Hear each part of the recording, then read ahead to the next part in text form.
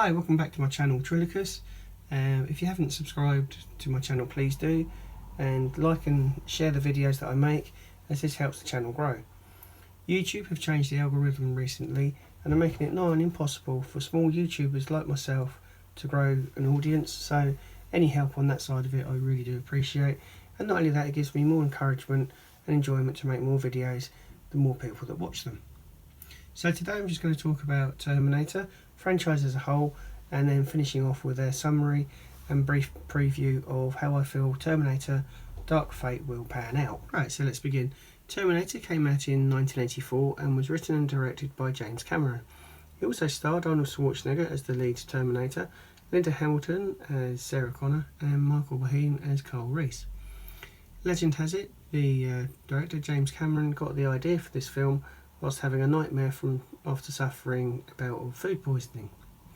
In this nightmare, he dreamt that a machine had been sent from the future and was nigh on impossible to kill, and it had been sent on a mission to kill him.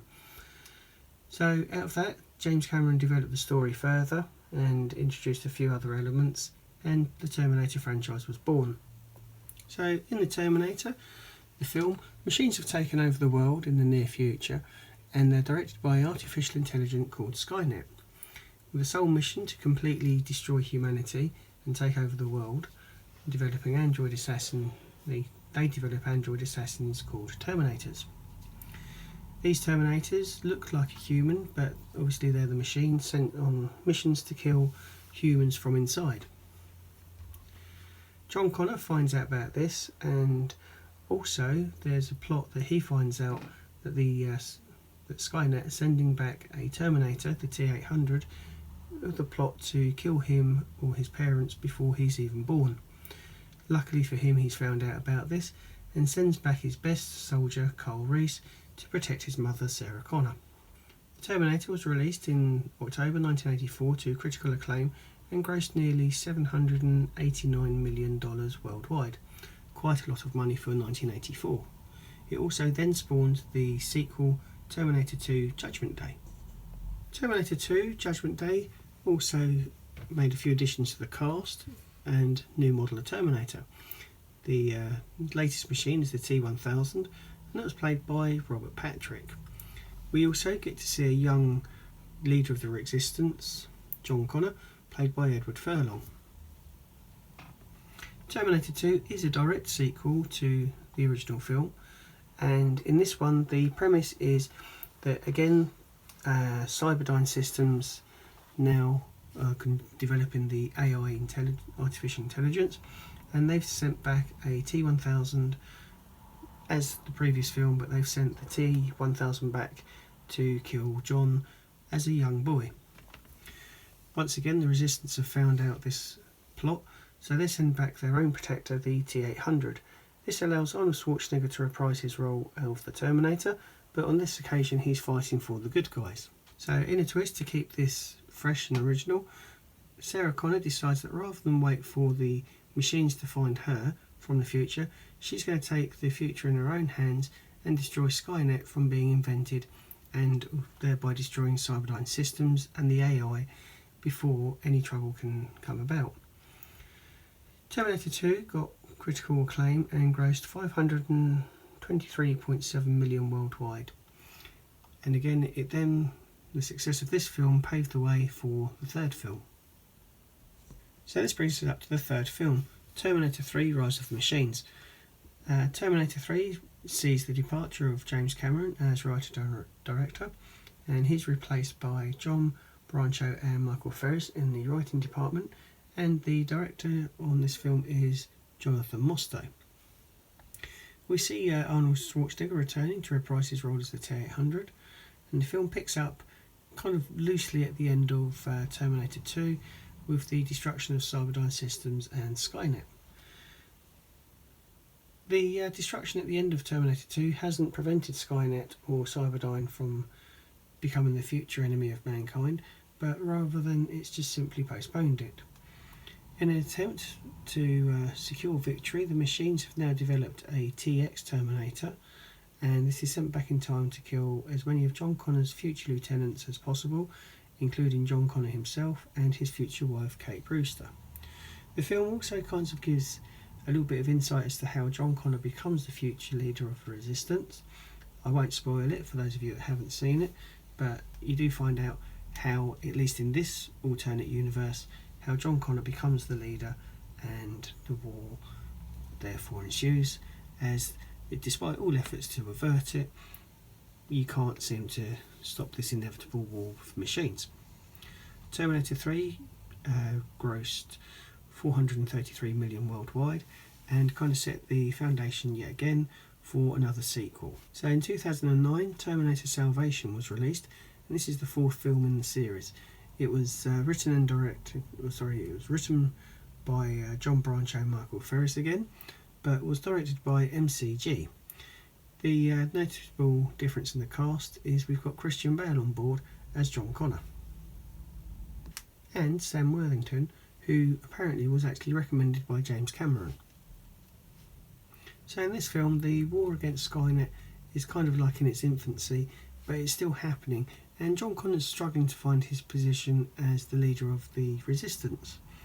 The T-800 does feature in this film, but this is more... Arnold Schwarzenegger didn't actually make, or wasn't present for any of the filming in this, so it's all CGI, and it kind of, you can tell, and so yeah, just basically the war's happened and things are kind of moving a bit faster than what they all thought they would because of the events that have happened in the previous films. So the previous films are having some impact on the future, but still hasn't been able to avoid the oncoming war against machines. So in 2015, Terminator Genisys was released, and this was going to be a reboot of the franchise, with the main characters being recast by and played by different people, except for Arnold Schwarzenegger, who did reprise his role as the T-800. There was another change in the writing and directing credentials, and this film was written by Leta Kulagradis. I do apologise if I've probably just murdered your name, and Patrick Lucia. It was directed by Alan Taylor and was made by Skydance Productions. In this film, it's set in an alternate reality and has a slightly different chain of events, resulting in Skynet's domination and creation of the machines that are eventually going to terrorise humanity.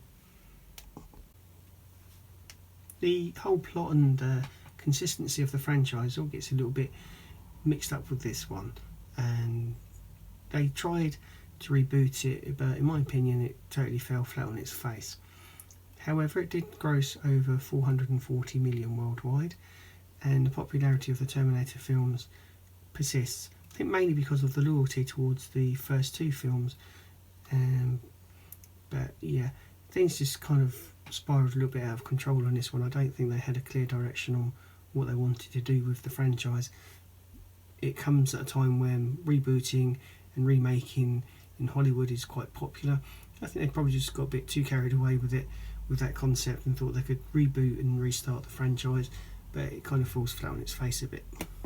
And this brings us right up to date with the future film, ironic future, Terminator Dark Fate, coming out later on this week, definitely later on this month.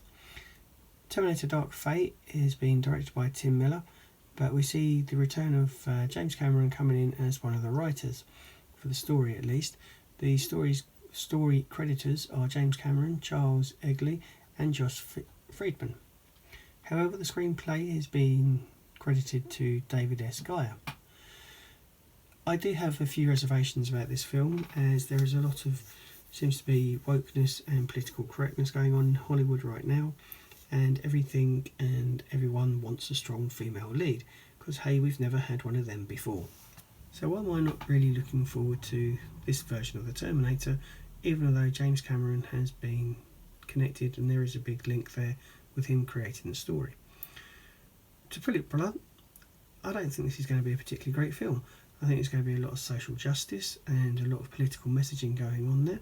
And what makes me think that is I believe that what's going to happen is John Connor is going to be killed off relatively early in this film, and then you're going to have Lyndall Hamilton and Mackenzie Davis and Natalia Reyes playing Sarah Connor, Grace and Daniela respectively, finding the original Terminator, which is obviously going to be Arnold Schwarzenegger, and it's the T-800, and it's just going to be a total mess. They're going to erode the goodwill and what they've achieved with the first two films, and just put in political messaging, and it's going to be weak. Once go woke, go broke is the saying, and I think that's exactly what they're going to be doing with the Terminator franchise. And I feel sorry that James Cameron's been a part of this, because so far for the previous films he could have turned and said, well, actually I only done the first two. I think his link, and a lot of fans are going to go and see this film because it's got James Cameron's name attached to it, and I think we're all going to be disappointed. The trailer that I saw the other day and the poster, I mean, I actually thought that one of the actresses was a bloke because she's so masculine, and I believe that's probably Mackenzie Davis. Yeah, it's like you're doing the same political nonsense with the franchise, the Terminator franchise, as you have done with other franchises. Captain Marvel is the big one that sticks out in my mind at the moment, but there's been others, and you'll know the others. I mean, a Star Trek Discovery, for example, you know, you're going to have a Mary Sue. I think we're going to have more Mary Sues in Terminator than you can count on both hands and feet. That's how many Mary Sues we're going to have, and how many strong female leads and strong women, because hey, that's never been done before. Haven't got a problem with female actresses, haven't got a problem with strong female actresses playing strong female characters. Aliens, my favourite franchise, obviously Ripley. Then there's also Alita Battle Angel, which I kind of was hoping that Cameron would have that same magic on Terminator as what he had with Alita Battle Angel. Brilliant film, go and see it. I've got a review for it, but the sound's not so great. So yeah, I think to summarise, Terminator Dark Fate is just going to be political nonsense, social justice and wokeness rammed down our throats yet again. And as fans, we don't go to the cinema for all that nonsense, we go to be entertained, and that's going to be the missing factor in this film, is the entertainment. So there you go, that's my thoughts on Terminator Dark Fate. Hope you've enjoyed the video, and please do like and subscribe. As I said, YouTube have messed around with their algorithm, and I really want this channel to grow, but I can only do that with your help. And thank you very much for watching, and I'll see you next time. Good night. Goodbye.